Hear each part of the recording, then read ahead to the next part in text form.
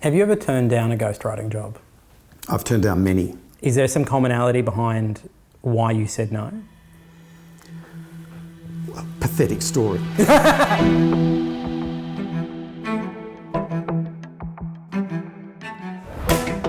So I'm a professional journalist and writer, and I've been writing for 35 years, and my name's been published all over the place. When people ask you to describe what you do for a living right now, how do you go about describing it? Well, I tell them that I write books.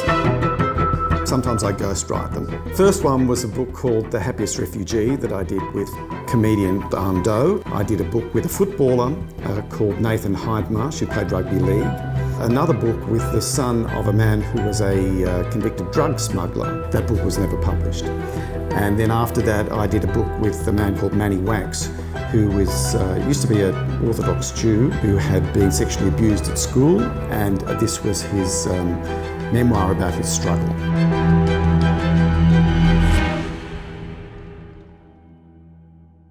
When I called to ask if you wanted to do this conversation about ghostwriting, what was the biggest concern you had? That I might say something that I would regret. Well, let's see if we can work on that. Let's start at the beginning. Yes. Right? When you agree to, let's say, ghostwrite a book, what's the starting point? Well, the starting point is to find out why the book is being written and published in the first place, because then I get an understanding of what their motivation is. So has the person been dragged into this project? And so in the case of Nathan Hindmarsh, his manager saw that Nathan was finishing his career and thought it would be a good thing to set him up for afterwards. So I try to find out, is it their idea? Do they want to set a record straight? Do they want to become famous? Because then you know what sort of story they're trying to tell, how much they want to meddle in the work that you do with them, how cooperative they be, and how big their ego is. What are the red flags in retrospect, now having done it a few times? The red flags are whether the person coming to me has very strong ideas about how the book should be written, even though they're not a writer, they've come to me because I am a writer, and then I think I'm going to have a lot of trouble. So it's actually easier when somebody doesn't think that they can write. So the first book you ghostwrote, and it really was ghostwriting, your name did not appear on the front cover of the book, was Anh Do's book. Yes. How did that process start for you? Well, I was approached by a publisher. I had to, be vetted. I met Anh. We got on very well. We had a number of interviews that would be every couple of weeks. I would do research in between. He would talk to me about what he wanted to talk about. They came back to me and asked me to do a number of small changes and additions, which I did. Yeah. And that's a fairly standard way. Yeah. And so how different is the book that you handed off to what ended up on the shelves? Well, I think the story is the same. The style of the book is quite different. Some of the episodes and anecdotes are quite different. So Anne's gone in and recast, revised some of those, quite a lot of them, I guess. So he's working off the blueprint that I gave him. I was thanked in the acknowledgements, so I understood the terms of what this project was. And as a ghostwriter, you are not the star. So if these things are negotiated and understood at the beginning, then there's no shocks about that. What about when articles started to be written about the fact that the book was ghostwritten? Well, that was not a problem for me because I knew what I'd done. It really wasn't an issue until, I guess, there was an elevated media coverage when the book started winning some awards. And so at that moment, Anh comes out and says that something in the vicinity of less than 10% of the book was your work. So how does that feel?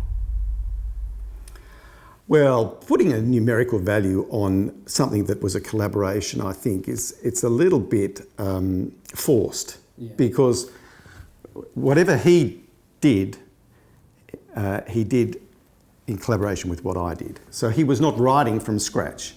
Anh was trying to maximise his creative and authorial sort of role in the process of the book being written. Yeah. And do you feel that's fair? It would have been more generous not to try and minimise my role so publicly. I do believe there is an interview where you called him a fucker, if I'm not mistaken. You seem like you've very much made your peace with it. How did you arrive at that point? You know, I was not particularly happy, but I took it as a learning experience about how I would negotiate books after that, you know. And after that you decided, at least for the next few books, Yes. that you wouldn't be a silent partner anymore. Well, I specified up front in the negotiation in the contract that I wanted it to be a co-author where it would be so-and-so with Michael Visconti.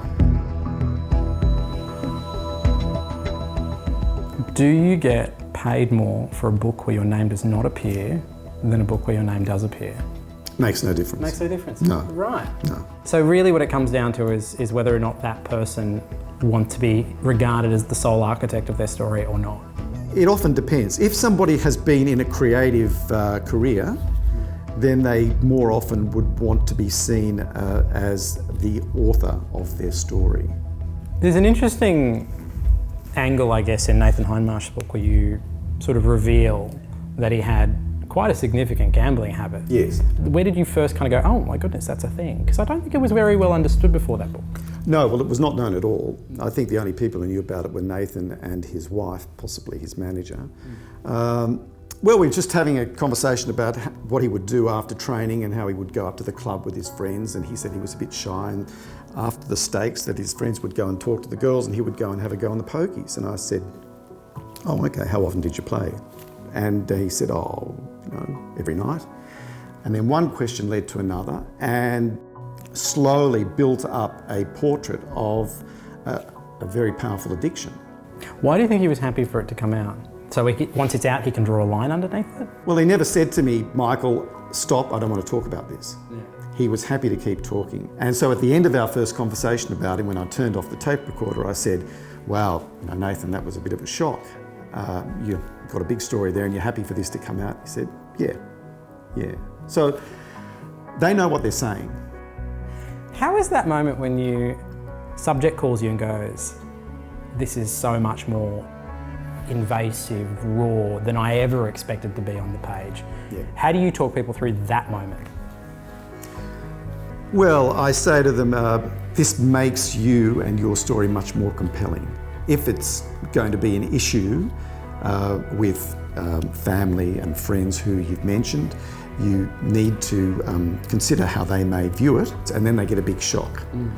Because they may have said something and not thought about, well, you know, in 10 years' time, my 3-year-old son's going to be 13, and then he's going to read it. And is he going to like reading this and seeing this about his father? And am I going to be able to deal with that? And that's something that quite a few people don't actually think about at the beginning. So you don't just write, you don't just interview, but in my case, that then takes your role and involvement from just being a writer to being a counsellor and a confidant. And then the line of responsibility and engagement between the two of you has shifted. And you may not be sure about, well, where do I draw the line now? Do you think the art of ghostwriting is sufficiently respected? I think it is amongst the people who do it and amongst people in the publishing community. I think I don't know if it's not respected, I don't think it's very well known. With that experience as a writer, do you think your life is an interesting story? I think it's vaguely interesting, but I don't feel the need to write it as a single book. I think everybody's life is interesting if you can burrow into it deeply enough. Thank you so much for your time. Pleasure. Really appreciate it. Okay. Nice to talk to you, Thank Michael. you.